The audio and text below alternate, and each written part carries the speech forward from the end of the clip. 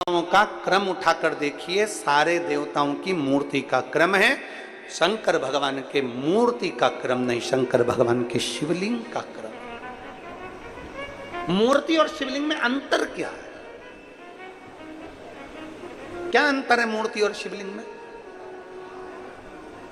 हमने अपनी व्यासपीठ से आज तक कभी नहीं कहा आपको कि आप अपने घर में भगवान शंकर की मूर्ति रखो। कभी सुना आपने कि हमने अपनी व्यासपीठ से कहा हो कि भगवान शंकर की मूर्ति घर में रखो? ना, हमने व्यासपीठ से इतना जरूर कहा कि शिवलिंग तुम्हारे घर में होना जरूरी है।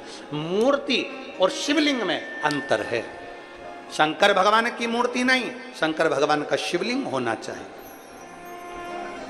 राम जी की मूर्ति हो, कृष्ण भगवान की मूर्ति हो, लड्डू गोपाल की मूर्ति हो, ठाकुर जी की मूर्ति हो, सबकी मूर्ति चल जाएगी, पर शंकर भगवान के शिवलिंग का स्वरूप। मूर्ति और शिवलिंग में अंतर क्या?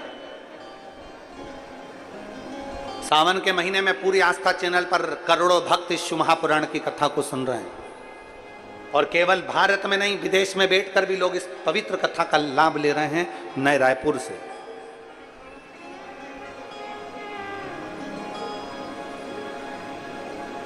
गनौत की इस पवित्र भूमि से करोड़ों शिव भक्त आस्था चैनल के माध्यम से, फेसबुक यूट्यूब के माध्यम से कथा सुन रहे हैं। आज की कथा में आप स्मरण करिएगा कि मूर्ति और शिवलिंग में जमीन और आसमान का अंतर है। 33 कोटि देवताओं की मूर्ति होती है, पर शंकर भगवान का मूर्ति नहीं, शिवलिंग होता है। कारण मूर्ति केवल एक की होगी, केवल एक मूर्ति, केवल एक की।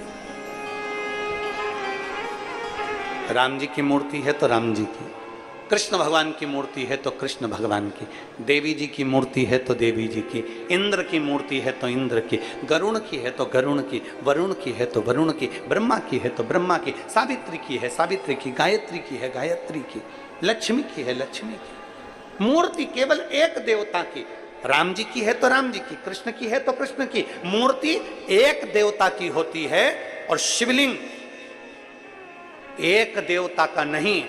जिस घर में शिवलिंग होता है वहां 33 कोटि देवता एक ही स्वरूप में विराजमान है।